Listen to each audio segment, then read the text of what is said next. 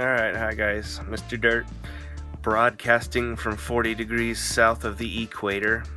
And yes, the toilets do flush in a different direction down here. It's very, very disconcerting. There's actually an interesting story to this inversion table, and hopefully I can get to it pretty quickly.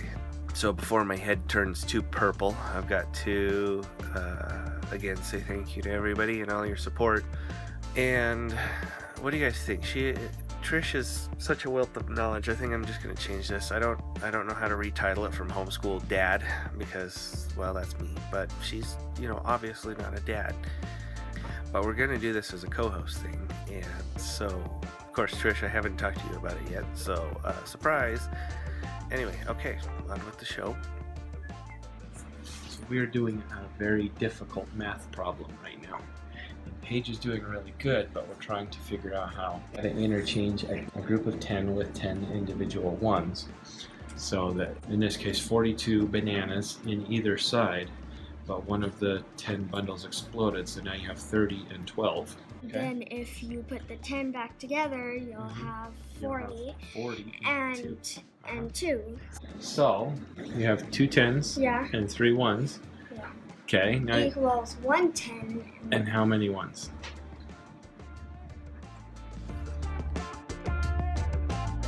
Hi guys, Mr. Dirt, back again with another homeschooling dad video, and I'm back with Trish from Just So Trish. So Trish, thanks for joining us again. Thank you.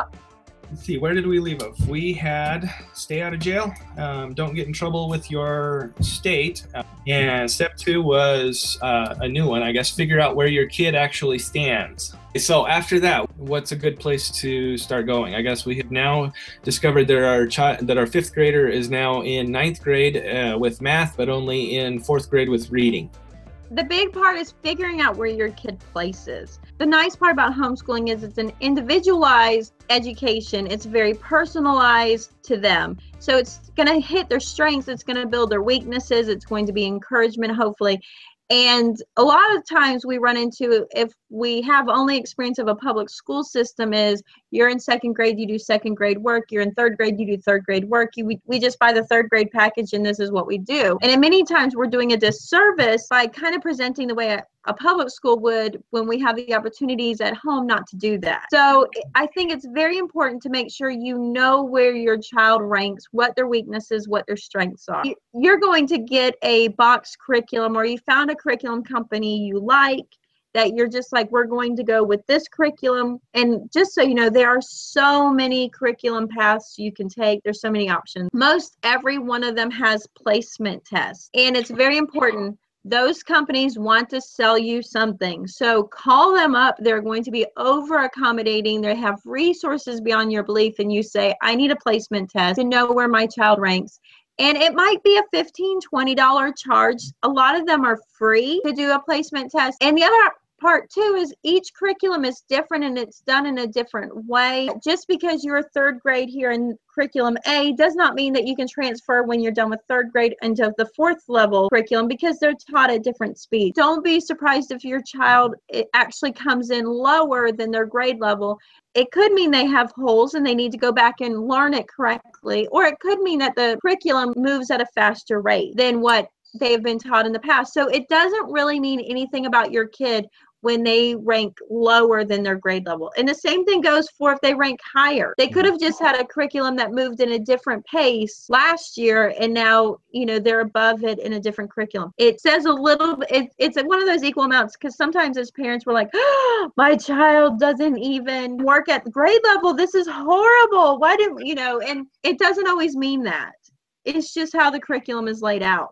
Don't get discouraged if you discover gaps, and you probably will discover gaps, right? You're always going to discover gaps, because even the biggest curriculums, if you put Becca, Bob Jones, Alpha Omega Publications, just on those 3 big ones, they deliver things at different times. And that's really the cool part about curriculum, is you can pick what works for you. So you're not glued to, we have to learn, we're not in the box. We have to learn this in this path. And so they don't cross over, and not one's worse than the other. It's just when, the whole point is we need to know what we need to know by the time we're done at 12 years. So it doesn't matter when it shows up, just as long as it showed up and we mastered it. The other aspect is if you choose to be just a rebel, I say that lightly, but if you choose to just, I want to piece our curriculum together, I don't feel the need that I have to go and connect with a big box curriculum, so there's no placement test, what do I do? And this is valid too. And one of the things is you can do standardized testing. And this is not your state Common Core standardized testing, but if you're interested in that, you can actually contact them and make an appointment to do it when they schedule those tests. But there's a lot of companies that you can do a Stanford, you can do a California Achievement Test. There's a lot of these. The Iowa State Test is another one. I'm not completely familiar with the vast number of standardized tests, but there's these standardized tests that you can either have it mail ordered to you and you can do it and then send it in and they grade you and evaluate where you're at. You can do it via the internet. You can do it through, I think some of these corporate tutoring companies will do a test evaluation, and it can range anywhere from $25 to $100 depending on which route you get. And that will give you a sense of where does my child rank. One of the ones we use is the California Achievement Test from 1970. So when they're ranked on their achievement, it has nothing to do with what everybody's doing this year in ranking. It has to do with what was being ranked out as averages in 1970. We've done it online and we've done it on paper, and it's cost us around $25, and it's only actually testing out reading, writing, and arithmetic. And we get it done. They take the test. I have it done every year for my personal joy.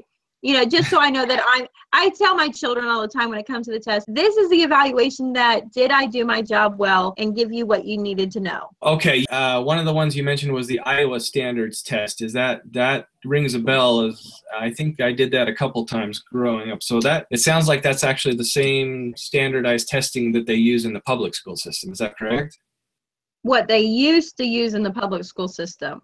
A lot of these tests that were done through our generation and before are still available to be done through private companies, but it doesn't mean they're necessarily being done currently in the public school system. Like in our school system, they've just changed it, but just previously it was the FCATs, they called them. The California Achievement Test tests your basic, your writing, reading, and arithmetic, and grammar, and it rates you out. It's been good because it's shown me, for my child was finishing 4th grade or going into 4th grade, it showed me she was below level of math and she was over the top for vocabulary and comprehension, but couldn't spell worth a darn. And that has been a huge help for me when I'm picking curriculum and I'm picking appropriate levels, because I'm then knowing that I need to feed her interest but not overwhelm her interest in her reading without boring her. Even though she can read, there's some curriculums where reading, writing, grammar, vocabulary, spelling are all one package. And it lets me understand that that doesn't work for her, because I have to get the grammar package that's at her level, but her reading is so far ahead. So it really helps begin seeing what you actually need to get and what you need for this child, and realizing what might work for one. Not everybody's across the board. You'll see one subject or one thing, you really get a sense of what they're good at. Yeah, and that's something that I've discovered. I mean, I've only been at this homeschooling thing for like a month and a half now.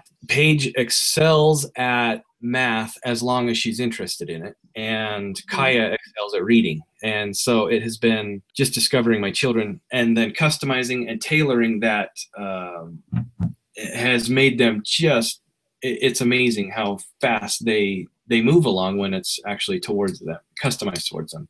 It's kind of like a little plant. You feed them the right food and they just grow. And if you feed them stuff that they don't want, there's nothing you can do. There's no amount of sunlight to get them to just, and that's kind of the nice part is if you know where your child's strengths and weaknesses are in a subject, it lets you make sure that you're tackling that. And then once we get into curriculum, we can get into the whole aspect of, what kind of learner. There's a couple different sides on curriculum I'd love to talk to you about, because a lot of people get caught up in what kind of style their student needs or their child needs. And when it comes down to it, might not be the way that the parent is capable of delivering.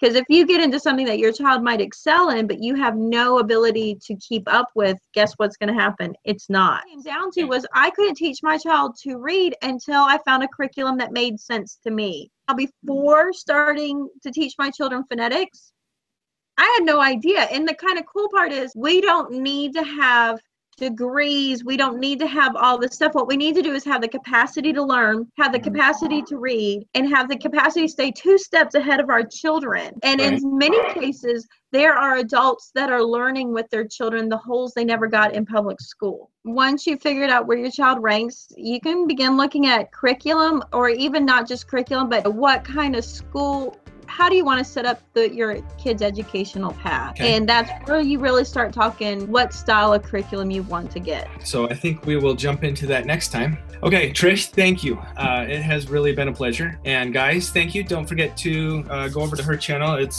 Just So Trish, just SEW Trish. Again, Trish, thank you. It has really been a pleasure. And to you guys, don't forget to like and subscribe the videos. And till next time. Okay, so how much is that? Okay, so that's what it's asking. How many ones do you have left? 13. Okay. But So the- 110. Perfect. Good job. 10 plus 3 is 13. Yes. Good job.